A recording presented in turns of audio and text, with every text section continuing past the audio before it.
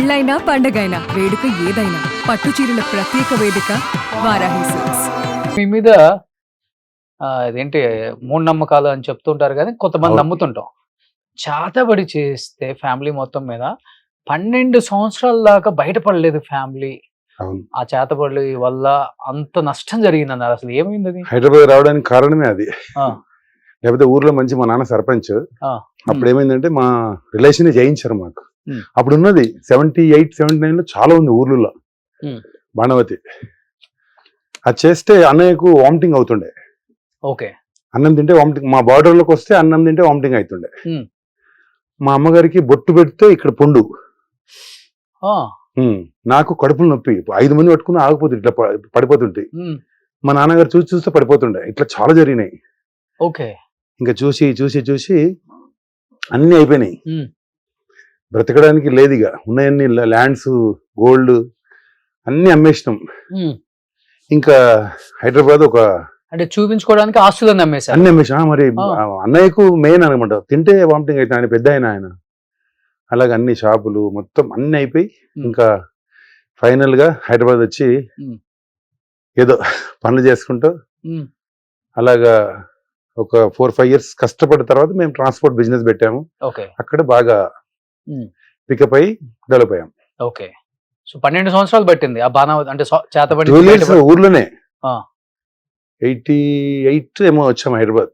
Okay. 78 నుంచి ఇంతకీ ఎవరు చేశారని తెలిసింది? తెలుస్తుంది కదా, చెప్తారు కదా. ఇంకా మా రిలేషనే, ఇంకా ఎవరు అనేది మా రిలేషనే చాలా చాలా కష్టాలు పడి తెచ్చారు. ఉమ్. మీకు జయించిన వాళ్ళు. ఎస్, కళ్ళ ముందే.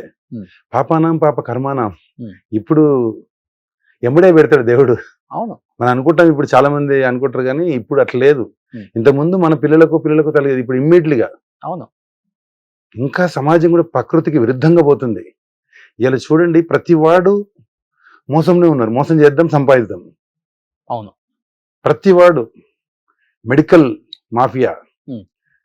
ఇప్పుడు అడ్వకేట్స్ ప్రతి ఒక్కరు ఒక నిజాన్ని నిర్భయంగా చెప్పలేకపోతారు, అబద్ధాన్ని ఇచ్చేస్తున్నారు. అందుకే ప్రకృతి విరుద్ధంగా పోతారు కాబట్టి ఇప్పుడు వచ్చేటివన్నీ ప్రళయాలన్నీ వస్తున్నాయి. అవును. ఇంకా చాలా జరుగుతాయి. మనిషిలా బతకటం మానేశాడు. మానేశాడు మనిషి. స్వార్థంగా పక్కనోడు గురించి పక్కనోడు బాగుపడితే ఎక్కడ అలా ఉంది. ఇంకా నేచర్ కింది నుంచి పై వరకు ప్రతివాడు స్వార్థంగానే ఆలోచించి తప్ప నిస్వార్థంగానే 10 మందికి హెల్ప్ చేద్దామని ఎవడు లేడు. ఎంతో కొంత ఉంది కాబట్టి ఇంకా మనం ఇలా ఉన్నాం. కంప్లీట్ గా పొద్దున్న లేస్తే అన్ని ఇవే జరుగుతున్నాయి. ఇంకా ఒకటి అంటే, మరి టీవీ గురించి చెప్పాలి. 2 సెకండ్లు చెప్తాం, మీరు ఏమనుకోవద్దు. చెప్పండి.